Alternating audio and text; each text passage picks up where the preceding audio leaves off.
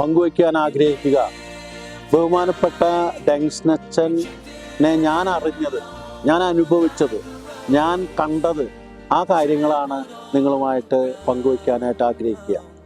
ബഹുമാനപ്പെട്ട ഡെങ്സനച്ചൻ ഞാൻ കണ്ടിട്ടുള്ളത് ദിവ്യകാരുണ്യത്തിൻ്റെ മുമ്പിൽ മുട്ടുകുത്തി നിന്ന് കൈകൂപ്പി നിന്ന് പ്രാർത്ഥിക്കുന്ന ഒരു ഡെങ്സനച്ചനെയാണ് ഞാൻ കണ്ടിട്ടുള്ളത്. വളരെയധികം താഴ്മയോടെ ലാളിത്യത്തോടെ പെരുമാറിയ ഡെങ്സനച്ചനെയാണ് എനിക്കറിയാം. ലോകം മുഴുവൻ ഉറങ്ങുമ്പോഴും ആ ഉറങ്ങുന്ന അവസരത്തിൽ പോലും ദിവ്യകാരുണ്യ സന്നിധിയിൽ നമുക്ക് വേണ്ടി പ്രാർത്ഥിക്കുന്ന, മാധ്യസ്ഥം അപേക്ഷിക്കുന്ന ബഹുമാനപ്പെട്ട ഡെങ്സനച്ചൻ.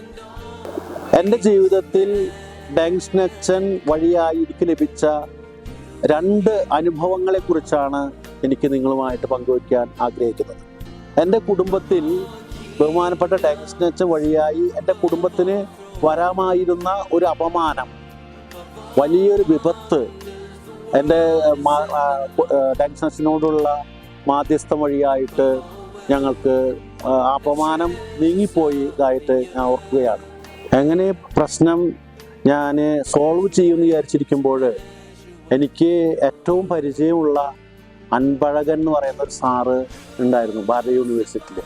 ഞാൻ അദ്ദേഹത്തെ വിളിച്ചു. അപ്പോൾ അദ്ദേഹം പറഞ്ഞു, ഒരു കാപ്പിപ്പൊടി നിറത്തിലുള്ള ഒരു വൈദികൻ എനിക്ക് സ്വപ്നത്തിൽ വന്ന് അച്ഛനെ സഹായിക്കണമെന്ന് പറയുണ്ടായി എന്ന് പറഞ്ഞു. അപ്പോൾ അതിനുശേഷം വളരെ വേഗത്തിൽ എല്ലാ കാര്യങ്ങളും അദ്ദേഹം വഴിയായിട്ട് എനിക്ക് ചെയ്തു തന്നു. ഞാൻ ഡോക്ടറേറ്റ് എനിക്ക് നേടാൻ സാധിച്ചു.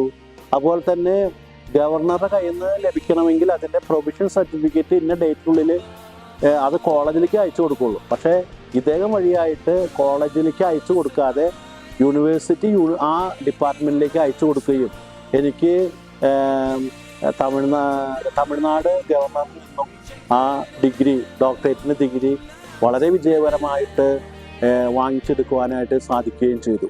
ഇതിൻ്റെ എല്ലാം ഈ 2 കാര്യങ്ങളിലൊക്കെ എനിക്ക് ഡെങ്സനച്ചൻ വഴിയായിട്ട് എനിക്ക് ഒത്തിരിയേറെ അനുഗ്രഹങ്ങളൊക്കെ ലഭിച്ചിട്ടുണ്ട്. അതിന് ദൈവവിളിയെക്കുറിച്ച് ചിന്തിക്കുമ്പോഴും ഞാൻ വർഷങ്ങൾക്ക് മുമ്പ് ഈ ഡെങ്സനച്ചൻ്റെ വീട് സന്ദർശിക്കുകയും വീട്ടുകാരുമായിട്ട് ഡെങ്സനച്ചനൊക്കെ അവിടെ ഇവിടെയൊക്കെ വെച്ച് കണ്ടിട്ടുണ്ട്. അന്നും എനിക്ക് ഡെങ്സനച്ചനെ പോലെ ഒരു വൈദികനായി തീരണം, ഒരു നല്ല വ്യക്തിയായി തീരണം എന്ന് ആഗ്രഹിച്ചുകൊണ്ടാണ് ഞാൻ ഈ സന്യാസ ജീവിതത്തിലേക്ക് കാലെടുത്ത് വെച്ചത്. അപ്പോൾ എൻ്റെ ജീവിതത്തിൽ എന്തെല്ലാം ഉയർച്ച ഉണ്ടായിട്ടുണ്ടോ, എന്തെല്ലാം ഞാൻ ഉയർന്നിട്ടുണ്ടോ, അതിൻ്റെ മുഴുവൻ ക്രെഡിറ്റും പോകുന്നത് ബഹുമാനപ്പെട്ട ഡെങ്സനച്ചനാണ് എന്ന് ഞാൻ ഈ അവസരത്തിൽ നിങ്ങളോട് പറയുകയാണ്, സാക്ഷ്യപ്പെടുത്തുകയാണ്.